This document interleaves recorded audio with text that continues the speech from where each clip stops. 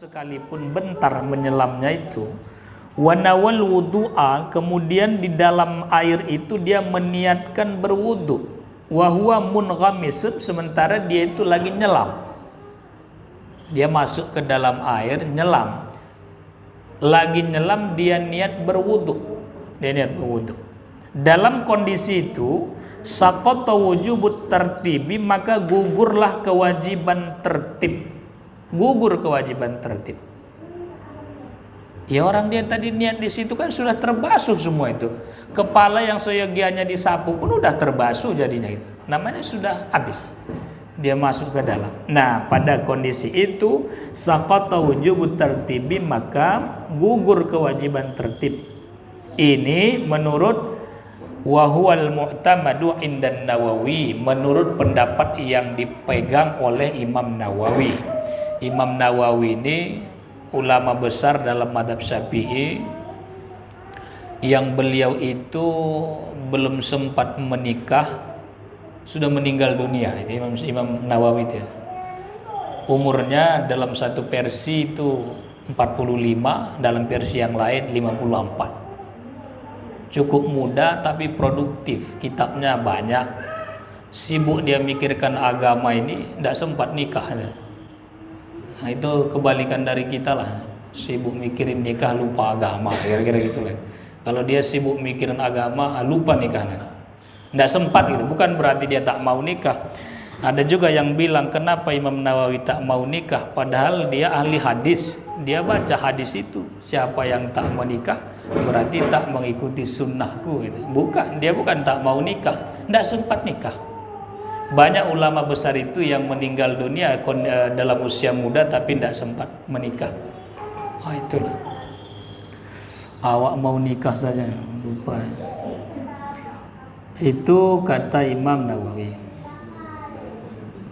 Kata beliau, li'anna tartiba yahsulu fi lahadhatin latifatin la tudraku bil hissi, karena tertib itu sudah dapat pada kondisi itu sekalipun tidak terindra itu. Ya sudah tertib lah itu. Nah, sudah tertib. Itu kata Imam Nawawi, itu yang mu'tamad. Cuma ada satu ulama dalam mazhab Syafi'i, ini ulama besar juga. Wa indar Rafi'i la budda minal makthi zamanan yumkinu fihi takdirut tertib. Kalau Imam Rafi'i malah mensyaratkan mesti dia berdiam dulu bentar di dalam cemplungannya itu yang memungkinkan dia di situ ya membuat ketertiban, seukuran dia bisa membuat tertib. Mesti ada syarat itu kata Imam Rafi'i. Tapi ini tidak pendapat yang mu'tamad. Ada kitab terbaru yang ditulis oleh adiknya almarhum Profesor Dr. Wahbah Zuhaili, Profesor Muhammad Az-Zuhaili. Mereka adik abang, ulama-ulama besar itu. Namanya Al-Mu'tamad. Kitab Al-Mu'tamad. Dia mengumpul mana pendapat-pendapat yang mu'tamad dalam mazhab Syafi'i, seluruh tema dikumpul dia mana pendapat yang mu'tamad, sehingga dibuat dia satu kitab judulnya Al-Mu'tamad. Jadi dalam mazhab Syafi'i ini kan banyak juga perbedaan-perbedaan, tetapi perbedaan itu ada yang kuat nanti, ada yang enggak kuat. Yang kuat itu yang dipegang itu disebut mu'tamad. Beliau mengumpulkan pendapat mazhab Syafi'i yang mu'tamadnya saja. Jadi yang di luar mu'tamad enggak beliau kumpul. Nah itu satu terobosan luar biasa. Dia punya inspirasi sehingga terjadilah kitab itu. Nah, itu rukun yang terakhir. Simpulannya. Jadi rukun wudhu itu ada 6, mulai dari niat, basuh wajah, basuh tangan, kepala, kaki, dan tertib. Nah itu 6. 4 ditetapkan Al-Quran, dalilnya Al-Quran. 2 ditetapkan hadis, maksudnya dalilnya hadis Nabi SAW. Baik Bapak Ibu, itu sebagai pendahuluan. Ada yang perlu kita diskusikan, yang bisa dijawab kita jawab, yang belum bisa kita pending, kita cari jawabannya, kita diskusikan 2 minggu ke depan. Wallahu a'lam bishawab.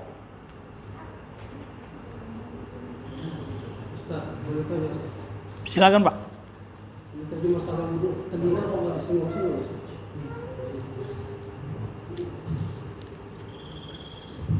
Telinga Pak, kemarin disinggung masuk itu.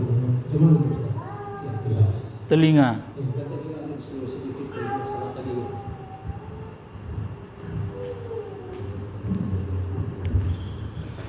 Telinga, membasuh telinga tidak masuk rukun wudhu, tidak wajib membasuh telinga. Jadi masuk. Tidak wajib. Ya, maksudnya sebelum duduk nggak dibasuh telinga itu sah. Sah wudhunya kalau tidak dibasuh telinga. Tapi kalau ada orang yang berwudhu tidak dibasuh-basuhnya telinganya, yakinlah telinganya itu banyak kotorannya. Biasanya begitu. Biasanya begitu. Dalam berwudhu pun tak mau dia membasuhnya, apalagi dalam mandi jebur-jebur tak digosoknya kupingnya. Biasanya jorok. Nah, tapi di sini begini, Abah. Ada kesunahan-kesunahan berwudu. Di sini sunnah pada saat membasuh wajah, disunnahkan pula mashul udzunaini. Ketika membasuh wajah itu sunnah pula menyapu mashul udzunaini, menyapu kuping. Pada saat kita membasuh wajah, ada sunnah yang bisa kita lakukan, yaitu menyapu kuping, bukan membasuh kuping. Nah, bersamaan di saat kita membasuh wajah, jadi disapukan kuping. Kalau disapukan itu tidak pala pakai air yang baru. Nah, mesti itu di sini. Sebenarnya kuping ini punya posisi strategis dalam wudhu. Nanti sampai 12 kali dia itu disentuh. Kesunahan itu sampai 12 kali. Tapi yang sering kita lakukan kan habis kepala, menyapu kepala, sapu 3 cuci basuh atau sapu 3 kali, itu yang selalu kita buat. Itu tidak apa-apa, sunnahnya itu sunnah. Tapi nanti ketika membasuh wajah disunnahkan menyentuh kuping, gitu. Membasuh kepala, menyapu kepala disunnahkan pula menyentuh kuping. Itu ada nanti gitu. Sunnah-sunnahnya banyak sebenarnya. Ala kulli hal, menyapu, membasuh kuping tidak wajib.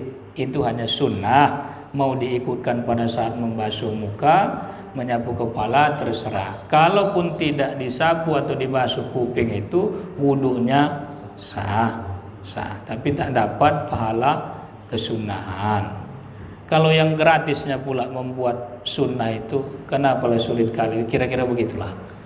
Nah, kalau sudah gratis nyari pahala itu, kenapa sulit kali dibuat? Kira-kira gitu. Wallahu a'lam, Mbah.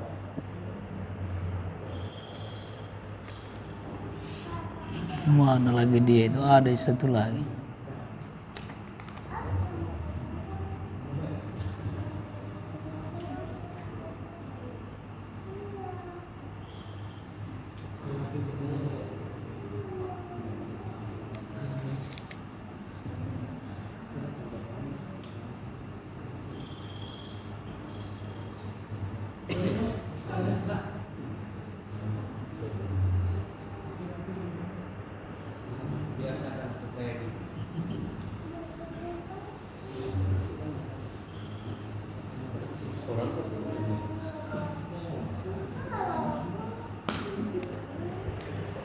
Ada lagi Bapak Ibu? Surya ada Sur?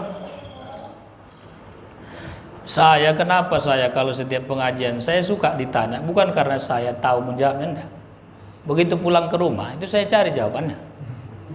Ya begitunya itu. Bukan berarti saya ajak diskusi karena udah tahu jawabannya, enggak gitu.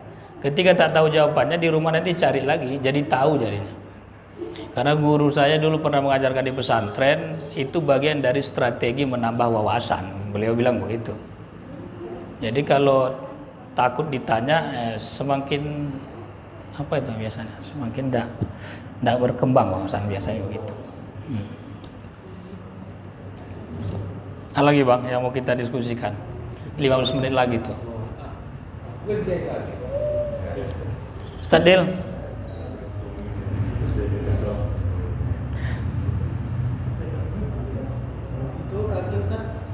Membasuh kaki itu masuklah di sela-sela kuku ya, dalam kuku. Iya. Ya kan kalau masuk ya. Membasuh kaki, membasuh tangan, karena kaki dan tangan punya kuku.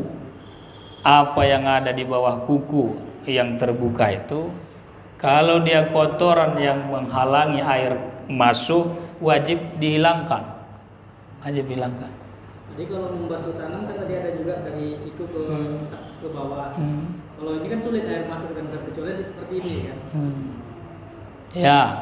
Ada tadi dari siku ke bawah. Betul Ustaz.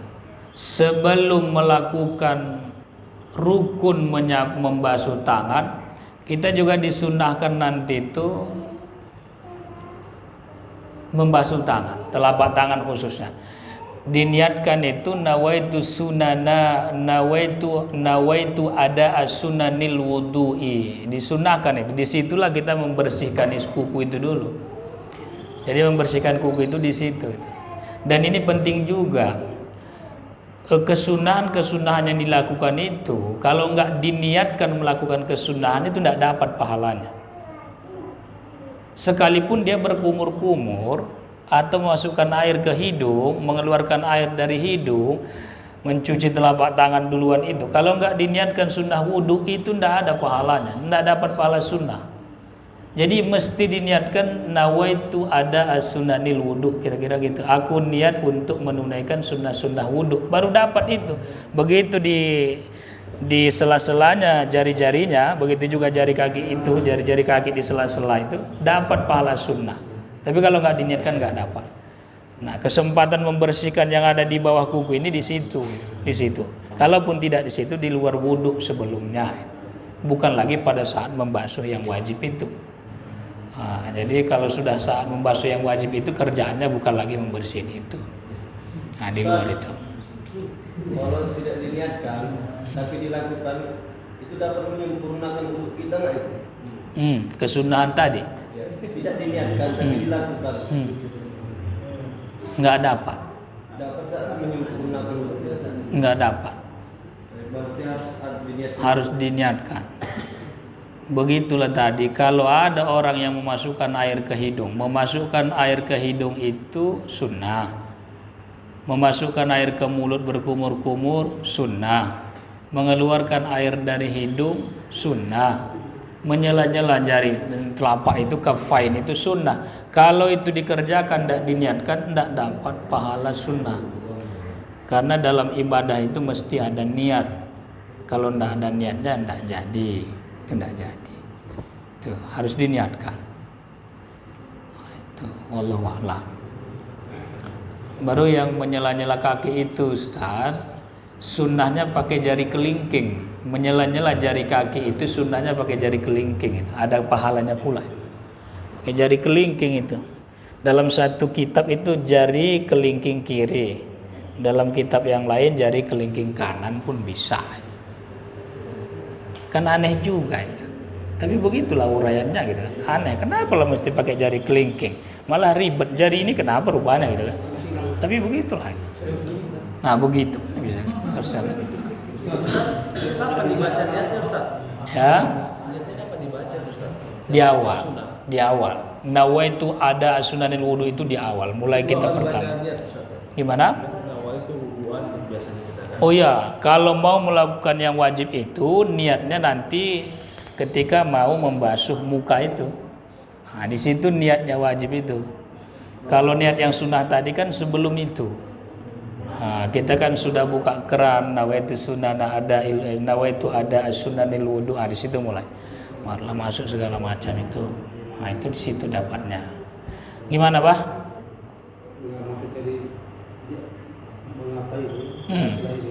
Iya.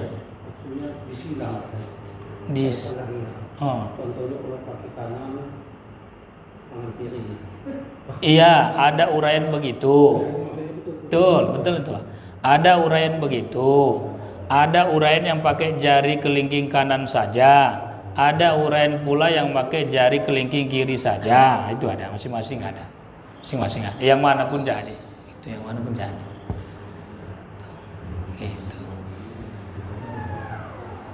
Apa lagi Bang?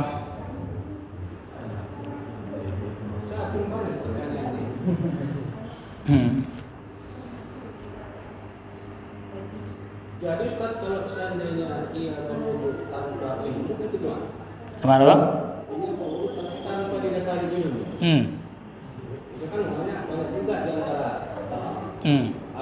nampaknya dia nggak tahu buku atau apa, yang penting nampaknya merunduk ya, dia baru seperti itu.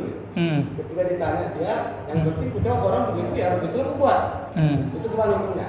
Iya. Tadi pertanyaan siapa tadi si Hakim tadi seolah-olah harus ada ilmu, karena kalau nggak kita jaga sunat ini nggak dapat. Berarti ada ilmu. Iya. Yang kedua, kalau seandainya kita merunduk, pulpen. Kadang kita itu kan dari kantor pulpen itu gimana? Apakah pulpen itu bisa tato atau getah kalau di kampung habis Beres. tinggal sedikit lupa dia, begitu dia sholat ingat dia ternyata belum. Kalau itu nggak sah, itu gimana caranya? Nah itu dia. Oke. Yang ketiga apa Ustaz? Apa itu kalau apa kuku, mohon maaf ini ada kukunya yang rusak apa sebenarnya? Tukol dia. Tukolan. Nah, itu wajib. Iya. Padahal kalau masuk air itu kan dia menjadi makin parah. Sementara wajib dicuci. Apakah itu khusus yang itu nggak bisa nggak dicuci? Dan itu sah. Karena penyakit. Karena kalau dia kena, kayak itu kan dia kan tambah parah. Sementara kalau kita basuh rukun, itu gimana Ustaz? Oke. Baik, yang pertama syarat sah wudu itu kan ada 6. Syarat sah wudu. Syarat sah wudu itu ada 6. Yang pertama Islam, yang kedua tamyiz, yang ketiga al-ilmu bil manwiyyi. Itu dia. Al-ilmu bil manwiyyi. Harus ada pengetahuan terhadap apa yang diniati itu. Harus ada pengetahuan terhadap apa yang diniati itu. Maksudnya wa huwa ayyakuna indahu ilmun bi kaifiyatil ibadatil lati sayuaddiha. Maksudnya itu ada pengetahuan tentang yang diniati, seseorang itu tahu teknis ibadah yang dilakukannya itu. Itu syarat sah itu. Kalau tidak dipenuhi syarat sah, maka tidak sah. Sama dengan syarat yang pertama Islam. Tidak sah wudhu dari orang yang tidak Islam. Tidak sah niat dari orang yang tidak Islam. Begitu juga. Tidak, ya syarat yang kedua tamyiz, orang yang mumayyiz. Maka tidak sah wudhu mereka itu kalau mereka belum mumayyiz. Begitu. Sama juga syarat yang ketiga al-ilmu bil manwiyyi. Mesti ada ilmunya. Kalau tidak ada ilmunya, kaifiyatul ibadah allati sayuaddiha, maka tak sah, tak terpenuhi syarat sahnya. Kalau tidak terpenuhi syarat sahnya, maka dia dieliminir, eliminasi lah, kira-kira gitu. Sama itu dengan kita mengajukan berkas lamaran, syaratnya ini gitu. Begitu ada 4 syarat yang dipinta, 3 yang terpenuhi, 1 indah, kira-kira diterima enggak berkasnya itu? Ya enggak juga, ini pasti gugur, kira-kira gitu, logikanya gitulah. Jadi memang itu harus ada syaratnya, betul itu. Syaratnya itu ilmu. Syaratnya nanti ada 6 itu sampai tahakkukul muqtadi. Oke, kemudian pertanyaan yang kedua, tidak ada sesuatu yang menghalangi air masuk ke anggota wudhu. Asalkan sifat yang menghalangi itu memang menghalang, maka yang menghalang itu wajib dulu dihilangkan. Wajib dihilangkan. Selama ia berada di anggota wudhu. Kalau yang bukan anggota wudhu, bantai dari situ. Misal di sini ada cat. Karena ini anggota, wajib dulu dihilangkan. Karena cat itu menghalangi air masuk ke anggota, ke kulit, wajib dihilangkan. Tapi kalau di sininya ada cat, bantailah situ. Karena bukan anggota. Gitu. Dalam konteks wudhu dia bukan anggota, gitu kan, bukan anggota wudhu. Nah, kalau di sini atau di sini atau di mana, itu wajib dihilangkan dulu, wajib dihilangkan. Termasuk cat, getah. Nah, kami pun dulu menderes. Tamat kelas 6 SD, menderes 1 tahun. Pas lah itu yang dibilang Bang Epul. Ya biasanya habis mengutip bahasa kami memungut itu. Motif itu enak. Tiba-tiba udah banyak getah itu di sini. Termasuk di sini lengketnya. Begitu tarik enak dia, keluar dia. Yang begitu itu menghalangi air ke dalam. Itu wajib dihilangkan dulu, wajib dihilangkan. Kenapa wajib? Karena itu menghalangi air. Syaratnya air itu mesti wusul ilal udwi, sampai air ke anggota. Kalau tak sampai berarti tak sah itu menyiram anggota. Kalau tak sah menyiram anggota, tak sah wudunya. Itu wajib dihilangkan. Apapun bentuknya. Ini umumnya ibu-ibu sering terjadi itu. Makeup ibu-ibu itu, makeupnya itu ada yang tebal, ada yang tebal kali. Gincu ibu-ibu itu gincu terbuat dari apa? Sejenis lilin kan? Itu nggak tembus air, itu menghalangi air. Jadi kalau gincu di bibir itu bagian wajah, ya kan? Apa yang ada di wajah itu semua wajib dibasuh.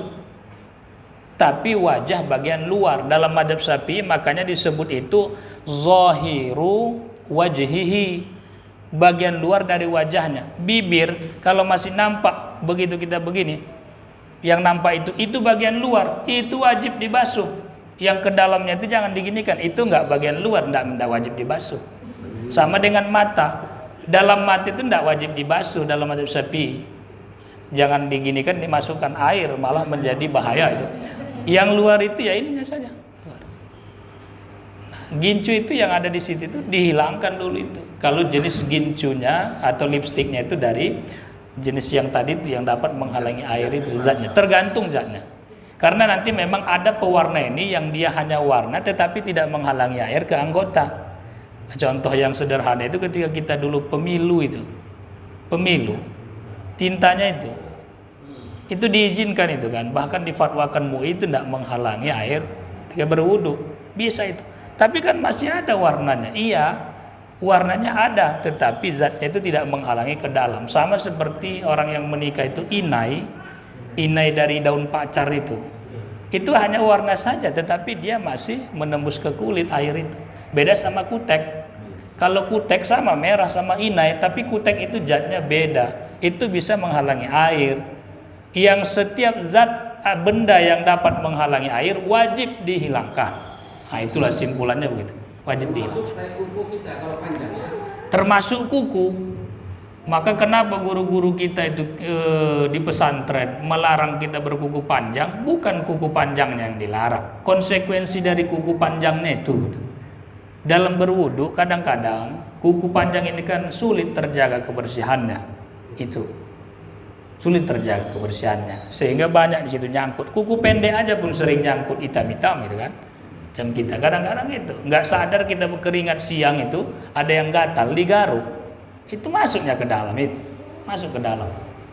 Nah, atau garuk apalah masuk ke dalam. Apalagi yang kerjaannya tukang bengkel, megang oli itu. Nah, itu menjadi satu persoalan juga gitu kan, satu persoalan juga. Nah, ada memang masih lengket zatnya itu, ada memang berupa warna itu, ada yang masih berupa warna. Persoalannya kalau itu masih zatnya lengket, ainnya lengket di situ berarti tidak masuk. Tuh. Nah, adapun kalau kondisinya tadi itu sakit, kalau memang itu sakit berdasarkan medis, yang memang nggak boleh masuk air, itu nanti ada satu pembahasan khusus tentang sohibul jabirah. Ada nanti itu orang-orang yang diperban. Kalau itu main perban, kalau tukol tadi nggak main perban itu kan, tukolnya nggak main perban. Nah, apakah itu sudah masuk kategori medis itu juga dipersoalkan kan?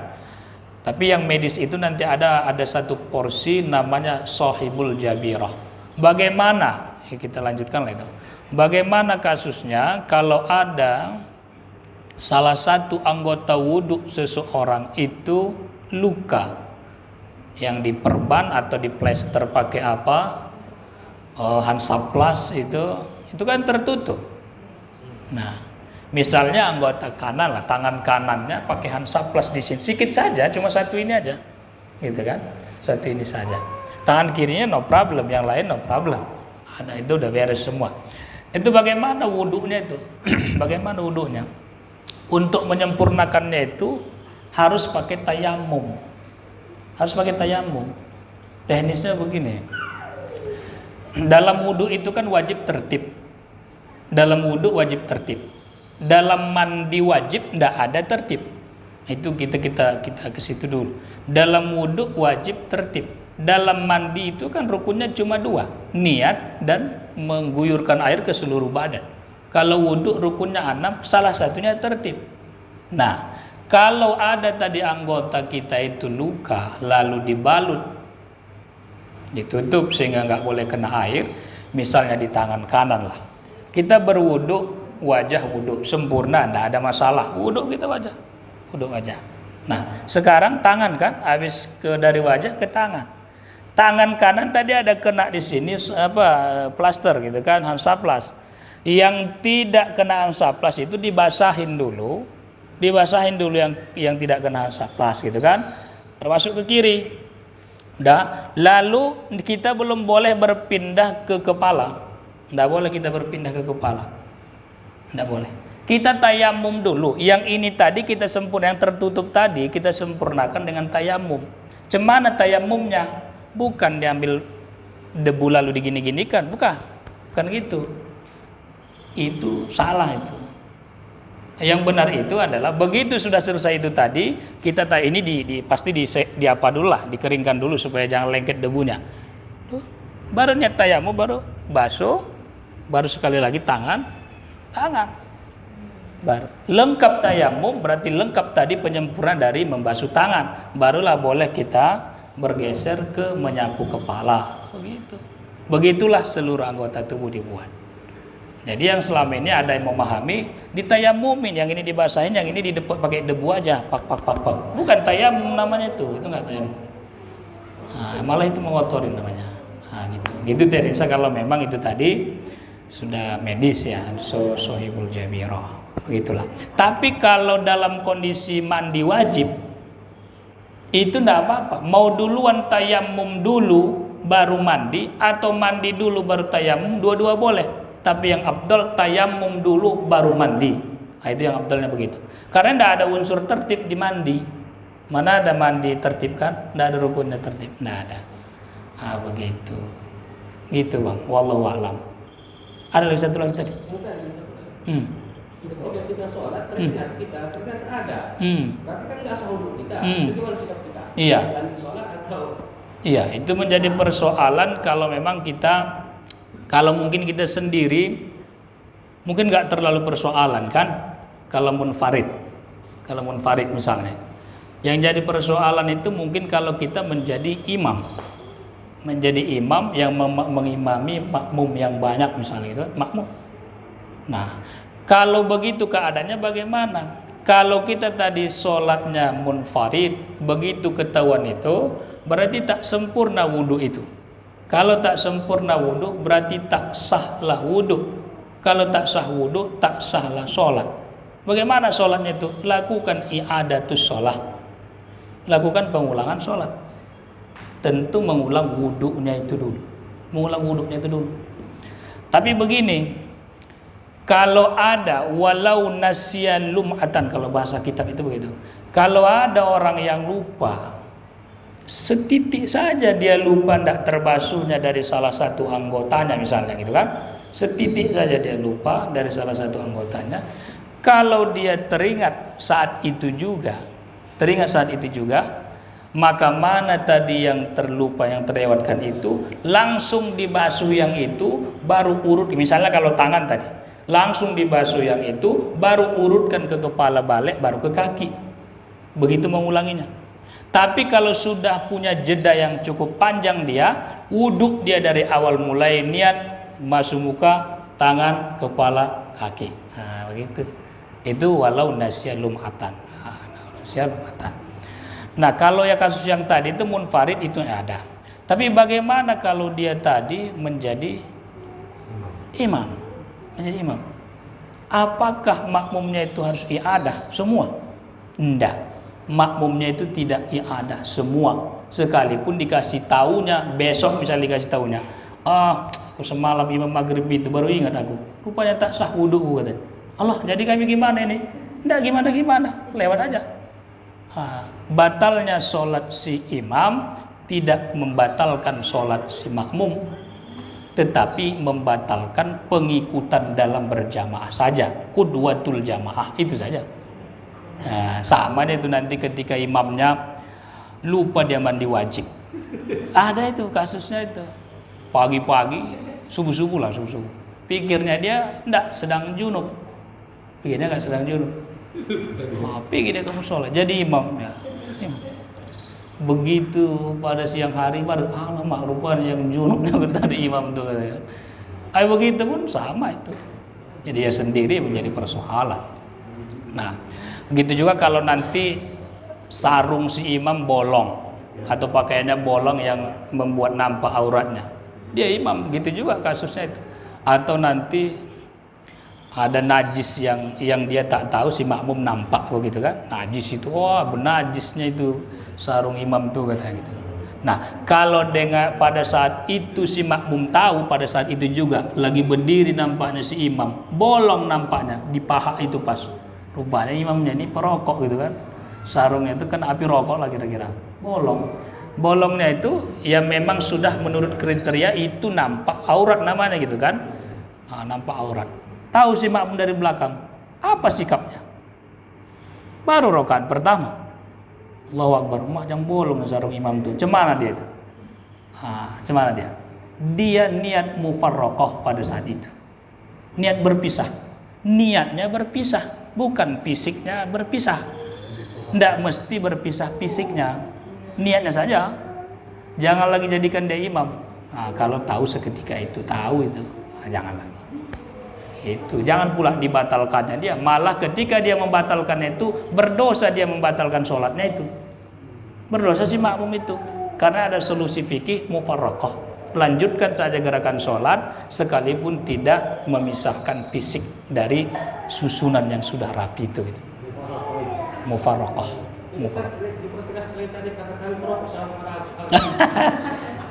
Kalau dalam betul, kalau dalam madhab Syafi'i, kitab-kitab madhab Syafi'i itu seukuran bulir beras. Kalau dalam kitab-kitabnya itu ya, seukuran bulir beras. Satu bulir beras sebesar apa lah kira-kira? Macam gitulah kira-kira. Tapi itu lagi-lagi yang uruf lah itu. Memang nggak ada batasan ayat, hadis, tidak ada. Tapi dalam redaksi kitab-kitab itu umumnya kitab mengatakan sebesar buliran beras, satu bulir beras. Kira-kira asap puntung apa rokok itu membuat itu rasanya bervariasi juga kan? Iyalah lubangnya itulah. Macam gitu itu berarti ukuran beras itu. Bukan diameternya